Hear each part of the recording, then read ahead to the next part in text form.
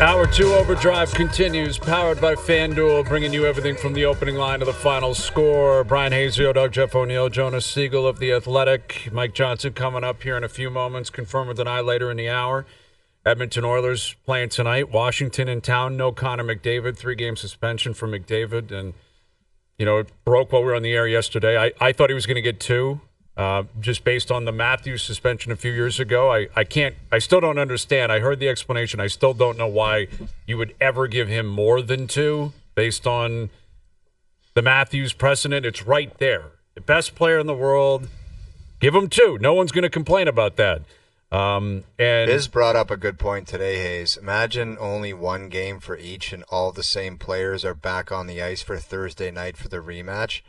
That wasn't going to happen. And that's it. I know, because it's not 1985. Yeah, exactly. But think of the build-up to that tilt. Would be everybody be watching that game, man. I mean, listen, Connor Garland didn't do anything that was like so greasy and nasty. He's like, I'm not letting McDavid score. Sorry. Exactly. And there was 10 seconds left in a 1-goal game, and he just clutched and grabbed. But I don't think it's going to lead to someone like Corey Perry saying you got to fight in response to something like that. No, he's like, I'm not letting this guy tie the hockey game, and if I have to hold him and keep him pinned on the ground, that's what I'm doing, because that's exactly what he would have done. He would have tied the hockey game. And because McDavid is McDavid, he's not going to be in a position where he's going to have to pay a price. Like, I don't believe someone on Vancouver, the next time they play, is going to say, I'm here to fight on behalf of Garland, or Connor Garland's going to – he might offer him a tilt. I wouldn't be shocked. Garland might say, I wouldn't – do you want to fight? I don't think – I would expect McDavid to do that. I do think Tyler Myers is going to have to answer for it, though, because Myers is not in the same category as McDavid. No. And it's not exactly, retribution if you go up and just start sucker punching a guy that's 5'8". Right. It's like, really, you want to go after Garland? Exactly. They're not going to go after Garland. No. And I don't think the Canucks will go after McDavid, but I do think Tyler Myers, there's a chance someone might offer him a go. Like if Evander Kane's not playing right now, if Kane was playing, he might say you gotta own that. Maybe Corey Perry. Like, Myers is a big dude. He wouldn't be an easy guy to fight, but I wouldn't be surprised if there was some sort of retaliation on him because of who he is, and again who Bouchard is. But yeah, you're right. I mean, they play again on Thursday night, and I would expect it to be pretty loud again until JT Miller or Elias Pettersson get traded. Vancouver is going to be this radioactive team and radioactive market. But Edmonton, man, they're not taking the suspension well. Like, they are freaking out in Edmonton that there's no protection. I think there was a protest at West Edmonton Mall. I know. Guys, he cross-checked someone in the head. Yeah.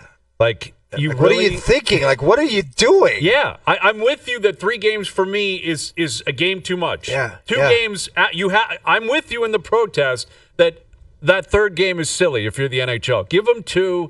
He's McDavid. Get him back on the ice. But obviously he's getting suspended. Like, what are we talking about? We have the Draisaitl audio.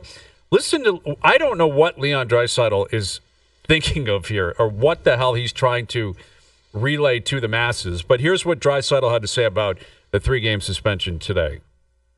Certainly think 3 games is a little too much. For either side, but yeah, I guess we don't overly care about having our best players in the league in the game, so yeah, I'll leave it at that. We don't care about having the best players in the league in the games. He's saying what you're saying. No, he's saying it was too long, and why should it be 3? Guys, why is everything I read that as he shouldn't be suspended these days? Like, we're talking about a suspension that's 1 game more than it should be. Obviously. And everyone just loses their mind about everything. And if it was only 2 games, you would have people in Vancouver losing their mind that it wasn't enough. It's like everybody loves to overreact to things for one reason, and it's to bring attention to themselves. So just shut up and carry on with life. Like, let's move on here. Yeah. Well, I mean, he's McDavid. Obviously, it's going to lead to a reaction. I know, but all this overreaction about everything, if this happens or this guy's the president or this guy's suspended, move on and live your life. Like, it's insane, the people's reaction out there. Freaking out does nothing, so let's carry on here. Okay. Joining us here on the Maple Toyota Hotline, here's Mike Johnson. What did you make of 3-game suspension for Connor McDavid? I'm freaking out about it. Freaking out about it. Nice. So listen, I thought it is longer than it would be. I thought he would get 1 and Myers would get 2. Now, I know the Vancouver people wouldn't like that, but to me, just watching it, Myers felt more dangerous, more violent, more likely that something bad could have happened. But anyways, enough about, but what 3 is a bit surprising. The fact they're the same, not that surprising, but I would have done it a bit different. And as far as Leon goes, I heard you guys talking about it. I think what he was trying to say, Hayes, was the league doesn't care about their top players being on the ice in as much that, well, the suspension is too long, but if you were to call penalties, then he wouldn't get frustrated and he wouldn't do something that would get him suspended. Could there be an element of that to it where it's like, if you just don't let him get tackled, then he doesn't have to punch somebody in the head or cross-check somebody in the head, which warrants a suspension. We all agree. Mm-hmm. But it's more, not protect us. The Stars don't need an extra better set of rules. They don't need like the quarterback rules. They just need the rules. Not extra rules, just the rules. And I sort of dug into this a little bit for McDavid. So he's always in the top 5, understandably, in penalties drawn every year, right? He has the puck a ton. Why wouldn't he be? This year he's down like 47th. Why is that? Did teams figure out how to defend him? No. They're not taking as many penalties? No. He's just not getting as many calls. And I wonder if the elbow on Johansson, the cross-check to Garland, if it's sort of mounting frustration that he's like, I'm getting fouled more than ever because he has the puck in the offensive zone more than any other player in the league. So he has it in the spots where you're going to get fouled. And he's not getting the same rate of calls. It doesn't make a lot of sense. So maybe that third game, Johnny, maybe the third game is the elbow tax in Minnesota. It's like, this one's from Minnesota. Well, right. And he was suspended once before, 3 years ago? Or 5 years ago and fined 3 years ago, whatever it was. So he has been on the carpet before. But you're right. Like, that elbow was pretty cheeky dirty as well. I just wonder if it's like, could this be, if you're an Oiler fan, a net positive? Because, yes, you miss it for 3 games, so that's not going to be good. But if it draws attention and spurs a conversation about, wait a second, are we calling fouls on the top players the way that we should? Or are we letting too much go? If that conversation happens and somehow the Oilers get back to even the same rate of power plays that they had last year, that's going to help them down the stretch into the playoffs. So maybe this conversation that the league might be having about, okay, wait a second, should we call Connor Garland for the figure 4 leg lock before it gets to the cross-check? That conversation might actually help Connor McDavid in the long run. We have had some McDavid Hart debates on the show over the last week and a half. If you had these 2 options, which would you choose? He will 100% win the Hart Trophy, or he will 0% chance he wins the Hart Trophy. Which would you side with? I love your absolutism. What a crazy question. You have to take one or the other. It's far more likely that he does not win it than he wins it. Yes. Far more likely. That's correct. And I think missing 3 more games is not going to help him. Nate McKinnon is not slowing down. What's he got, 74 points now? Like, he's rocketing away. Maybe the Oilers split between Draisaitl and McDavid would hurt him. No, it's Hellebuck. It warrants consideration this year. Like, there's a lot of reasons why, even if he plays every game, let alone missing. I mean, he misses 3 games left. They only have, 36? Mm-hmm. What's your mini Jerry's on McDavid? Mini Jerry's on McDavid Hart. Mini Jerry's, okay, 27. 27%. That's too high for me, man. I'm at 1%. That's ridiculous. No, it's not ridiculous because here's Dude, why. First of all, Johnny, you should be ashamed of yourself. You know what a mini Jerry's is. Oh, I'm a first-time, long-time. Come on, man. I listen to your show all the time. I know, but if you know what a mini Jerry's is, man, you got a disease. You got to get a life, man. Yeah. Quickly. And the bar is set so high for him. The people who come up with the mini Jerry. I don't know, man. I don't know. Very valid.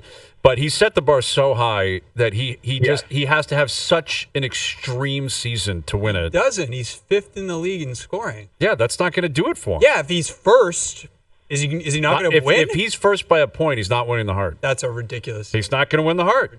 He's not going if to. He doesn't score 45 goals. Right. That's the problem, because his goal rate is down.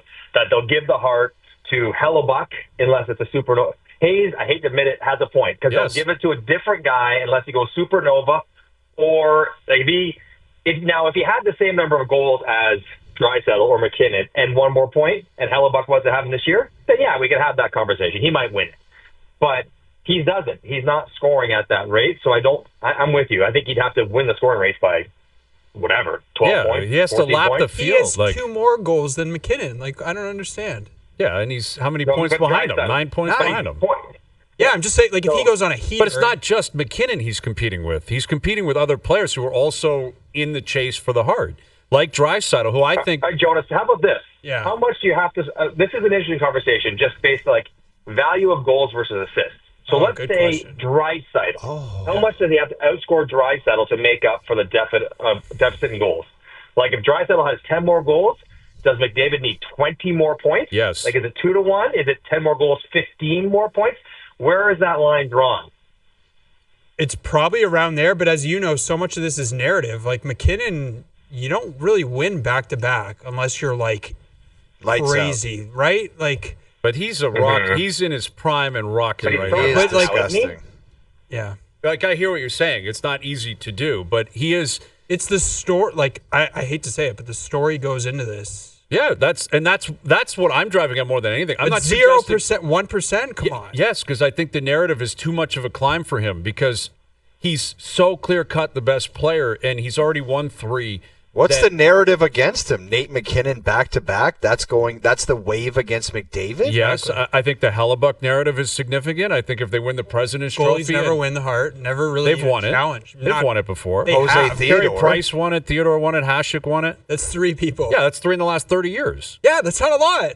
Okay, but it's not like it doesn't happen. It rarely well, happens. Jonas, it does happen. When they make up 10% of the roster and they get 10% of the awards, it's actually probably proportionally appropriate. Yeah, actually, that's a good point. Yeah, I listen, it's not out of the realm of possibility that Hellebuck could win it this year, right? Yeah. I think it's just unlikely. And even Draisaitl's case, I think will gain momentum at the expense of McDavid. Yeah, that's the one. Where does Dude, if you ever come on, what I'm going to do is you better come on with Noodles and tell him it's not happening. We're getting you on Friday, and we're going to talk. You're going to say exactly what you just said to Noodles, and watch out, dude. Watch out. Yeah, Noodles has got Maryline winning the Hart Doogie, now. you better book Jonas on Friday for a hockey talk because he's come- going to blurt that out with Noodles, and he's going to get it. How come there's never a campaign for defensemen to win the award? Why is it just goalies? Who would be your number one defenseman? Well, right you'd now? say McKinnon, but what about Makar, Werenski. Hughes, Werenski anybody? on value? Yes. Werenski for value, if you want to go by definition, not just best, Minutes, but most yeah. valuable.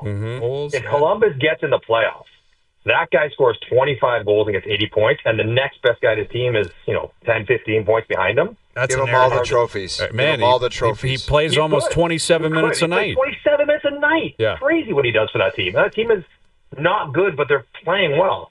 It's worthy because of how he's playing, but B, the narrative is so Talk about extreme. story. Exactly. Right. And you've got to kind of tie the two.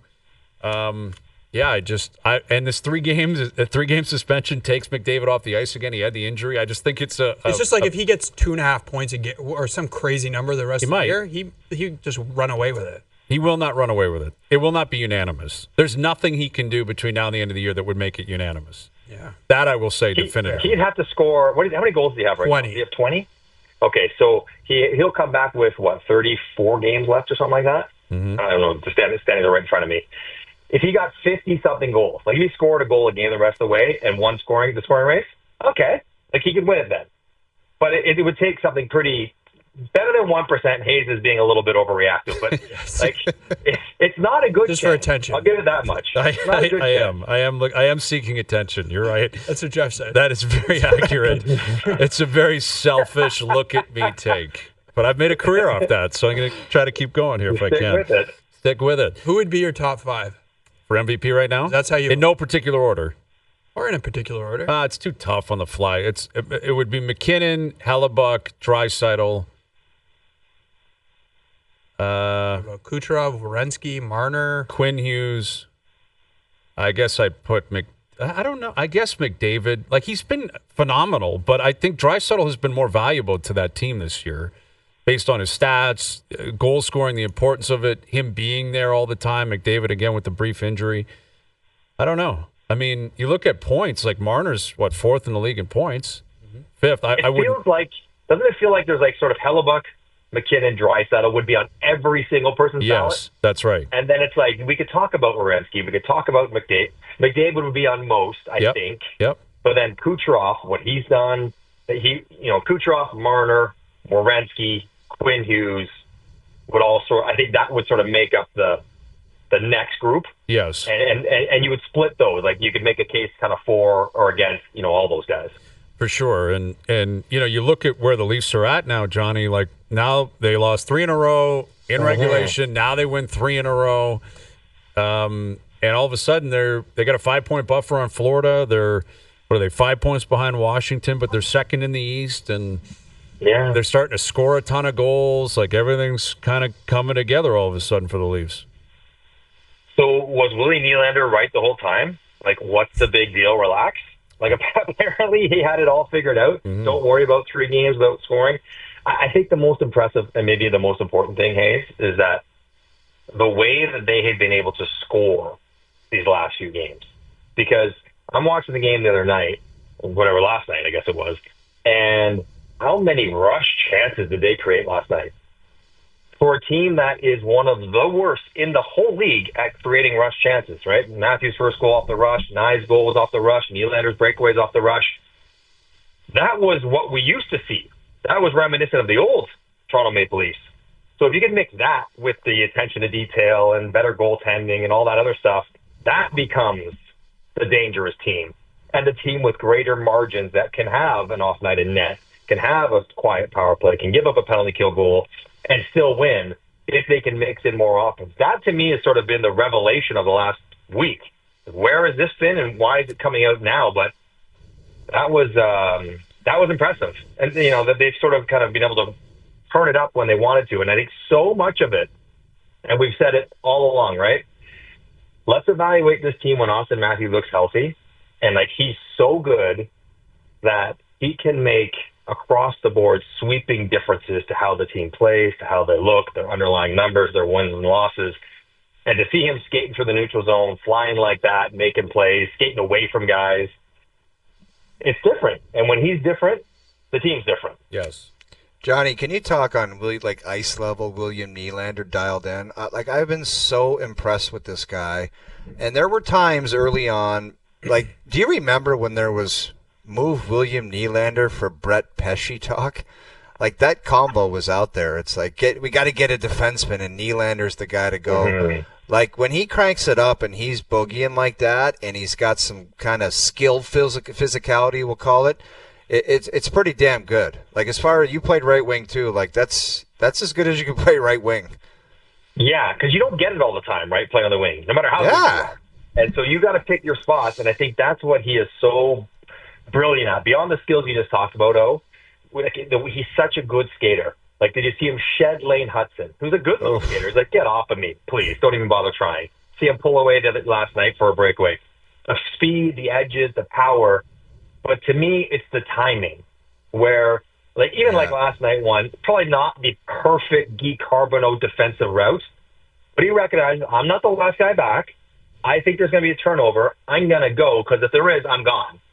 And I think the Leafs and every team in the league will live with that decision by that player. Now, Steven Lorentz can't make that decision, because even if he gets it, it's not going to be the same result. But William Nylander, he can, especially with Tavares out. When you're playing with Holmberg, McMahon, it's got to be quick strike stuff. You're not going to cycle guys and get chances. But he knows this. And I think the ability to kind of time it and be sort of that lightning quick strike offense that the Leafs desperately need at times, it's really, really impressive. And he looks like he's not skating as fast as he can, and yet no one's catching him or stopping as fast as he is or closing gaps on him. He's an unbelievable skater, and his timing, is what really makes it so impressive, because he gets chances that other guys maybe don't see or aren't willing to take. So I'm glad you're on here, Johnny. I'm glad you're in here, Jonas, because I'm going to say something here that I think I know Jonas will disagree with. Oh, Johnny, I've been told to be nice, so I'll try. No. Hey, listen, I want honest, truthful Jonas here. Joseph Woll has given up 3 goals or more in 5 straight starts, and I think it's the best 5-game run of his career. All right. Because he's playing, and there's no question if he's playing, and he's making big stops when he's supposed to make big stops. And you look at it against Tuesday, Thursday, Saturday, Monday, 4 games in 7 nights, no questions, no who's going in. Is it Matt Murray? Maybe we'll put in, whoever it's going to be. Is it Hill the Beast? Is he going it? No, it's not. It's Joseph Woll. He's playing. He's going to battle for pucks. He's going to make sure that if you give him a lead, he's going to close the door. The stats don't look great. They don't. His save percentage is dropping. Goals against is going up. That's more of a team stat. So what's your statement? Yeah, My what's the statement hypothesis is, here? this is an example of how stats are completely irrelevant What at a times. ridiculous statement. It's not, because if I'm Jonas, Craig Berube, listen to the man, Jonas. Hazy, you have the floor. if I'm Craig Berube, I feel better about Joseph Woll today than I have at any point all year, including when he had a .927 You know save what? percentage. I love what I'm seeing You are out of him looking right at now. the wrong stats, my friend. Oh, really? Oh. Give me the stats that Craig Berube We have would care these about. stats called expected Goals saved. above. Oh, saved. Okay. Saved That's a above different expected, one. whatever the heck you want to call it. Yeah. If you look at those in the last little bit, they look pretty good. Yeah. Yeah, because he's stopping high-quality chances. There you go. He's facing a lot of shots, but he's stopping a lot of the good ones. Okay. We have stats for So that. we're proving the same point. You agree with my stance that even though pucks are going in on him, he's doing what he's supposed to do. And the fact that he's playing and he looks healthy and he's reliable to me is way more important than any specific statistic. Mike, in a you bubble. can Go ahead, cut Johnny. this guy down. Battle me on this. Feels like what you're saying might not be entirely wrong, but the premise, like one of the things you said is, this is when stats don't matter. I'm like, but first of all, you're quoting stats like he's played 5 in a row. That feels like a stat to me. It is like a you're stat. quoting stats that make We call it durability on OverDrive. Old school stats. And Jonas is acknowledging, like, you can find stats that would back up what you're saying about making timely saves and whatever save percentage when they're down by 1 or up by 1, whatever it might be. I do think, all that stuff. Like, there's no doubt that defense hasn't been as tight the last 4 weeks, right? As his numbers have ballooned a little bit. But the fact that he's been healthy is important. Now, is this the best he's played? Absolutely not. Like, it's not the best 5 games he's played. There's no way. But the fact that he's playing 5 in a row, when you factor that in, to the equation, and he's picking up wins, and he's gone through some adversity, and he's playing in front of a depleted lineup at times, that is a positive, and that is something that I think he had to. I think is what you're talking about, Hayes. That's what I'm expressing here. He had to prove that he was willing and able to grind.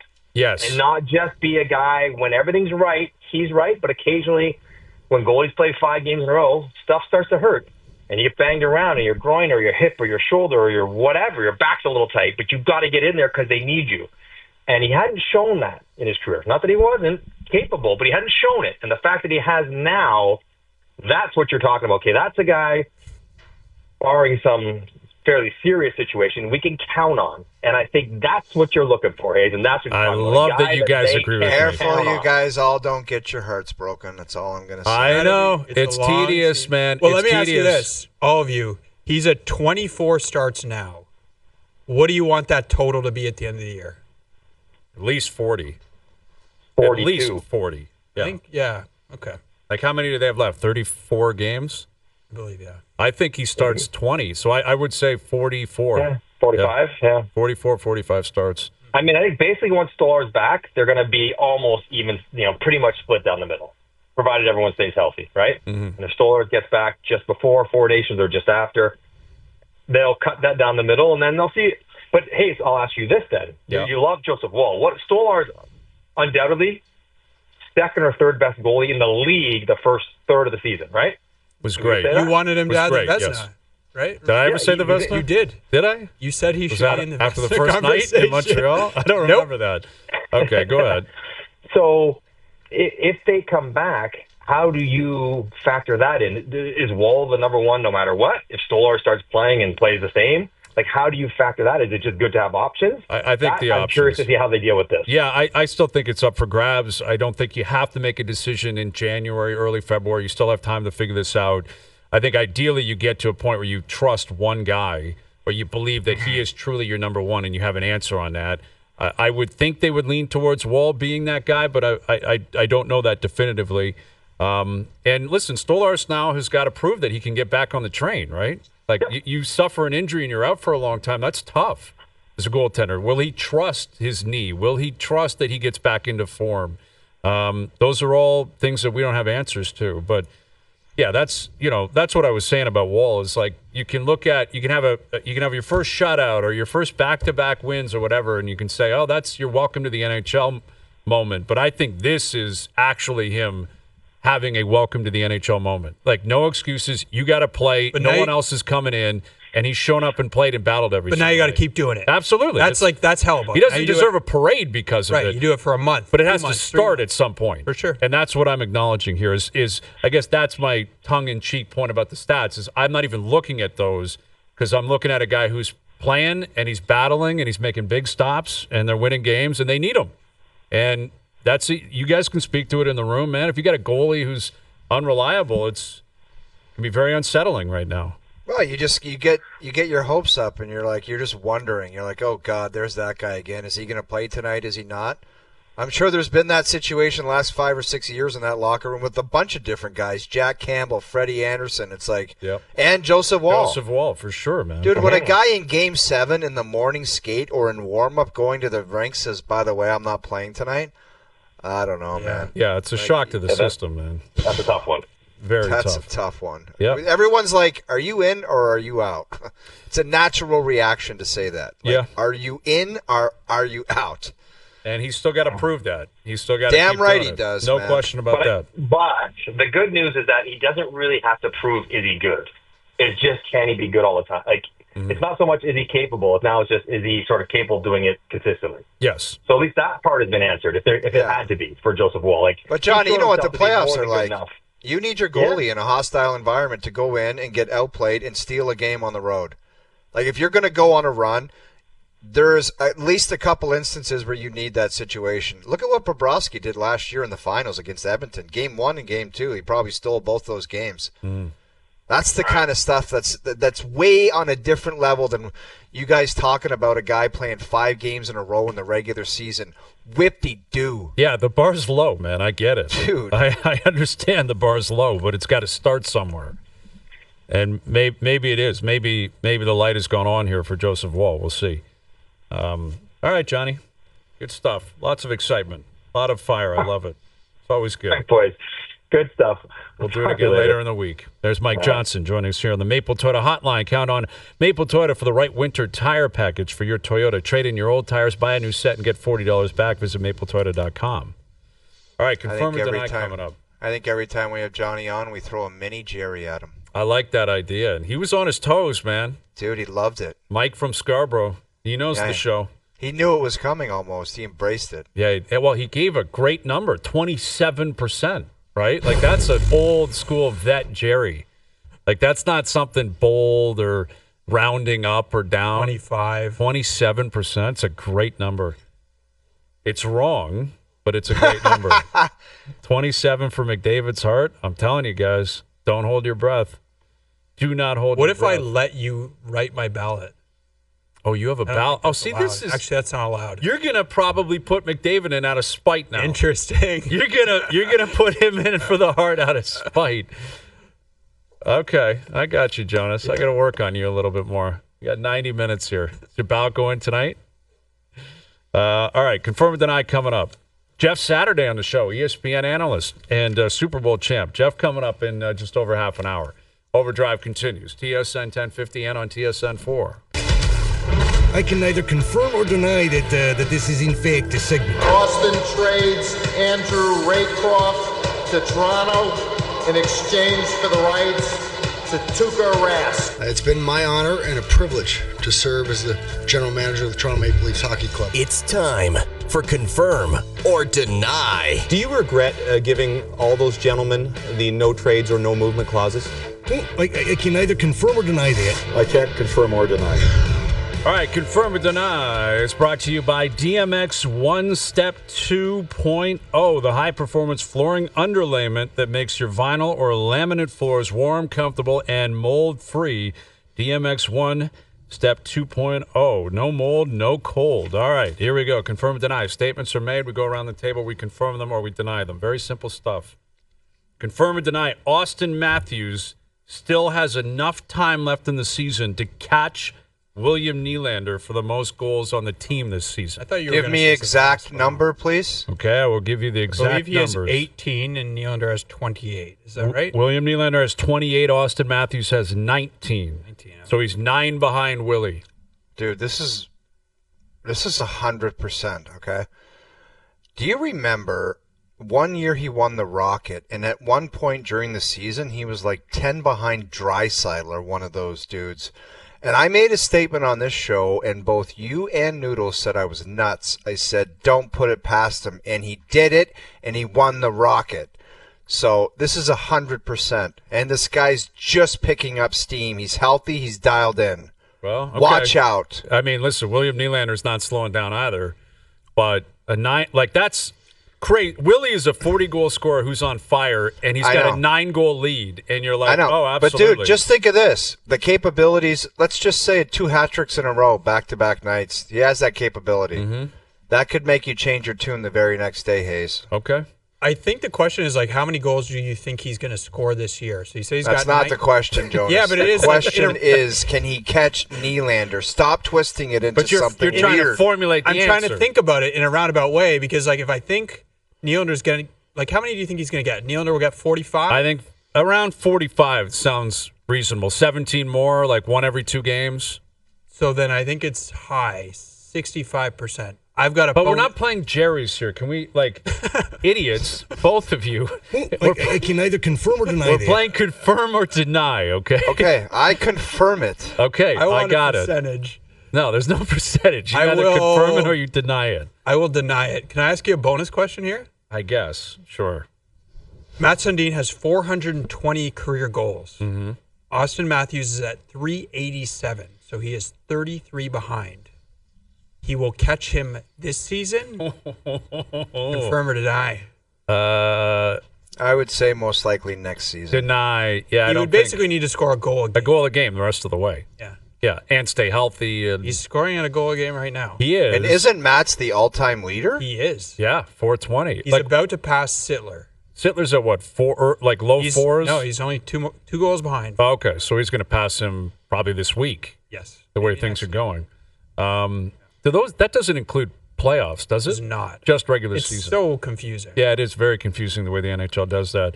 I'm going to confirm this, though, that Matthews does have enough time, which it's not a shot at This Nylander. season? No, I'm saying the Nylander Oh, the original, one. the Yes. original, not the bonus. Not the bonus. Back to the original. I do think he can catch Willie. I think it's going to be very tough, and it could come right down to the wire.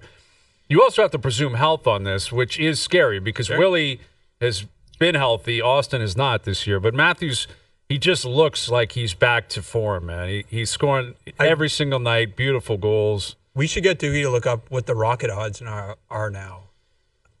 Draisaitl. Because if you're saying he can pass him, you're saying he can win the Rocket. Well, Draisaitl's got like 34 goals, doesn't he? 33 or that's 34. Right. I mean, it's still a bigger gap. Mm-hmm. Is it possible? Yes. Do I think it's going to happen? Unlikely. I mean, Draisaitl, again, not slowing down. Neither's Willie, but Draisaitl's going to get to, I think, 55 goals in the year. Okay. That just seems unreasonable for Austin to score that many. 36 goals? Is that the math? I guess it would be 36 to get there in 34 games. If there's one guy in the league that could do it, Literally it's him. had 51 and 50. That One guy in the league can do it. It's him. And the crown is back. Like, that's been established in the last 3 weeks. Other great goal scorers in this league. Great goal scorers. Nobody better than him. Like, and he has reestablished that this year. Or this last month and a half. All right, confirm or deny. Beating Patrick Mahomes this weekend would be a bigger legacy-building achievement for Josh Allen than winning the MVP this season?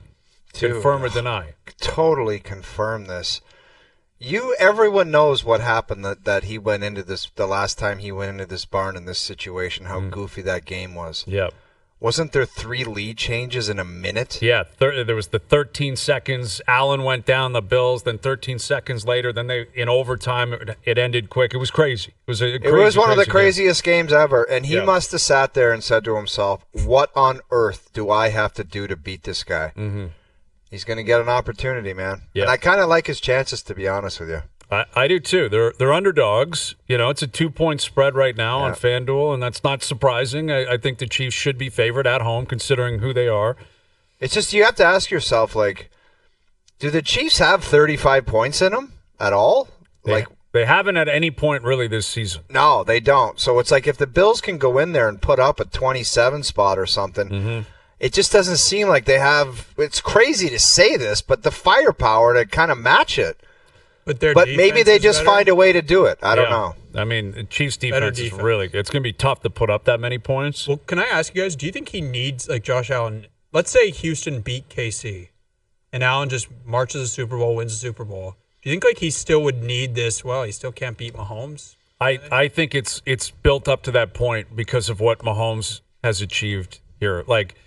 You've got to beat the guy. Yeah. You have to beat him. And I know it's a team sport. And you're not on the field with him at the same time.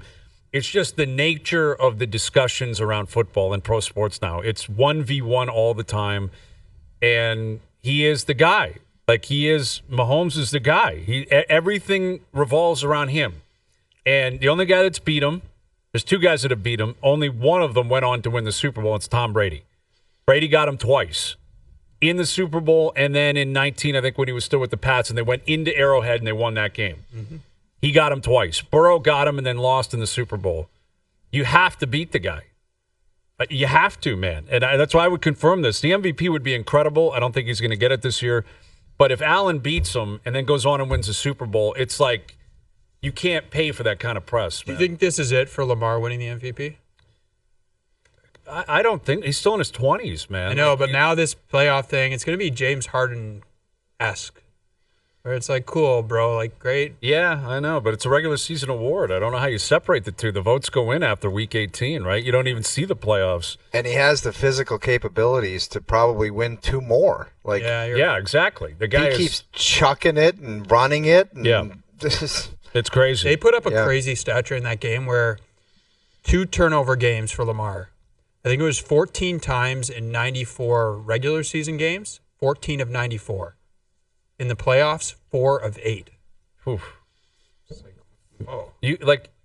That's the thing. Sometimes it's not that deep, man. He plays better in the regular season than he does in the playoffs. Yeah. Doesn't mean he doesn't have flashes of greatness in the playoffs. He does, and he has, and he's won some games. Never won 2 games in a row, though, in the playoffs. Yeah, and he's 3-3. Yeah, well, 3-5. Yeah, he's got a losing record for sure. I think he was 2-4 coming in. Yeah, so he's 3-5 now. And yeah, you got to own that, man. There's nothing you can do about it.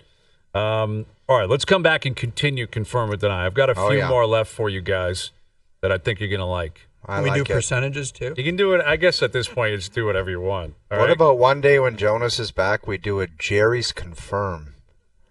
It's like a hybrid mix. I love it. Yeah. And it could get real funky. There's a lot of potential there. Dude, Jerry's confirm. It's like those super bands when they come together. Yeah, that's right. I love it. Yeah, exactly. Like Temple of Dog. Yeah, exactly. I love that idea. All right, we'll continue with confirm today.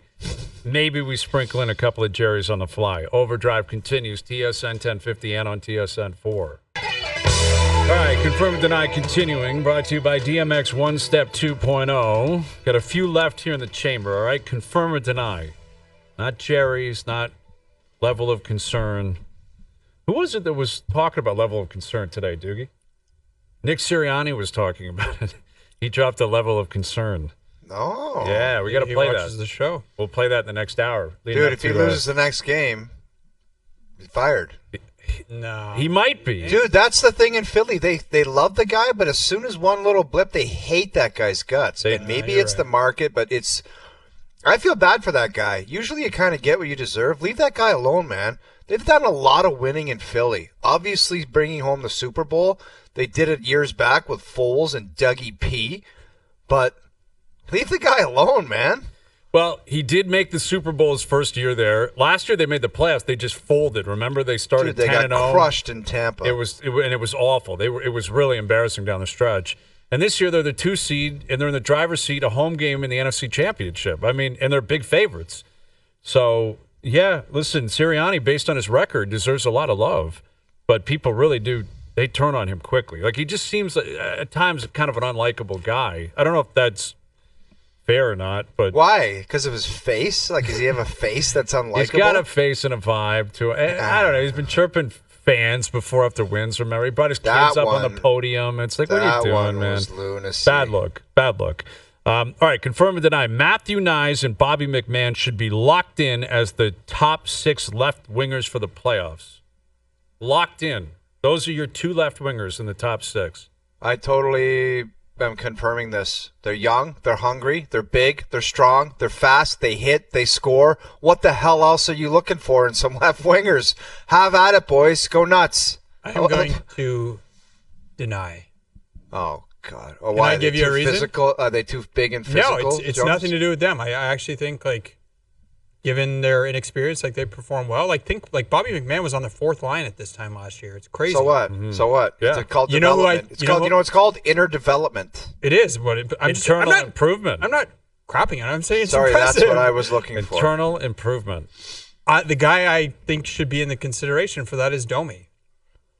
That's why I wouldn't lock it in, because I saw that work in the second half last year, especially down the stretch. It didn't totally click in the playoffs, obviously. Matthews was in and out. But that's the one that, like, I would want to keep open. So if you told me I have to lock in Nyes and McMahon, that takes away the possibility. It's a recency question, though, Jonas. It's not. Like, you dug into different layers and you opened up different avenues. It's about the now, the question. Can you answer the now? Right now, what's the question? It's about the playoffs, so you are projecting. The That's nature of the question is a projection. It's a projection. When they trade for a center, they will have to decide how they want to play their lines.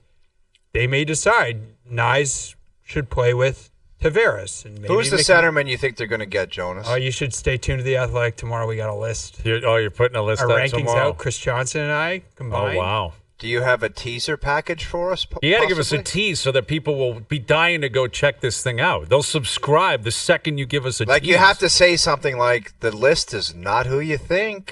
It is. It's probably not who you think. At the top? At the top, it's how many players are we talking about? 10. You have 10 centers, you and CJ There's actually more than I thought that you could make a case for. Based on what? How bad are the all team of is? these available? I'm so fired up about this combo. Like, question, I want to. Jeff, not all of them might be available. Some might be available. Let me ask you a question: is JT Miller on this list? He is not. That contract, I think that's too onerous. Onerous is the word. Thank you, Jeff. Yeah, onerous professor over here. Wow, dude, I've never heard onerous ever. Yeah. Dude, you work at The Athletic, man. New York Times. You got to know better than that. Onerous. Jesus, man. Yeah, the Domi thing, I guess I'll deny it from that standpoint. I feel like Nyes, Matthews, and Marner, like Berube's showing his hand. He thinks that's the line. That but line he's also works. gone away from it too. He has, but he's reverted back to it pretty quickly. The wild card is McMahon. Like McMahon has, for the most part, been a bottom 6 winger. He's been given this opportunity recently. Where does Pacioretty fit, if at all? If you move Domi to the wing, like what we can definitively say is Bobby McMahon has played himself into the playoff lineup. That is not up for debate. He's playing, and that was like sneaky important for them last year. He didn't play. Right, he was out against the Bruins. Yeah, and that's a good point, though, is we may get to the playoffs and there could be a big injury, and then all of a sudden it throws everything out of whack. But I would deny it as of right now, but I think it's moving in that direction, the way Nyes has been playing and McMahon's been playing. All right, confirm and deny. The Tampa Bay Lightning will finish top 3 in the Atlantic Division. Will finish top 3. Because I'll confirm this. I just think Vasilevsky, and I don't like saying this around Noodles, but he kind of hasn't been Vasilevsky, has he? For a couple years. I'm not saying anything. Dude, I'm not saying. You guys were talking. You just said it. I'm texting. I heard you guys talking yesterday about why he didn't play the Leafs. He hasn't played the Leafs well. No, he hasn't. I don't like. Don't Guys, say that. Don't tell Noodles that. He's gonna clip this stuff. And he's gonna murder all of us. Yeah, Noodles will come in here and just start drop kicking people in the head. Do you not think that if this guy starts cranking it up, he'll scare the hell out of everyone in the Atlantic, the East, and the whole league? And he just hasn't. He doesn't do that right now. It just seems. And I don't claim to watch every single period of the Tampa Bay, but when I tune them up, when I put them on, or I'm going through the highlights, there's some goals going in that never went in on Vasilevsky before. Yeah, and listen, he had the surgery, he had the poor performance against the Leafs in the playoffs a couple of years ago. He's got a lot of miles on him. He's not a young guy. I think Cooper also is cognizant of that. Like, not going to run him into the ground. They're in Montreal tonight, and if you look at it, like, it's a logjam. Again, it's a bit deceptive because Tampa has not played nearly as many games. But Tampa's at 53 points, Ottawa at 52, Boston 52, Montreal 50. Like, they're all kind of in the running. Like, any of that, I'm going to confirm it to answer it. I still think Tampa in the end will rise above and end up in that 3 seed.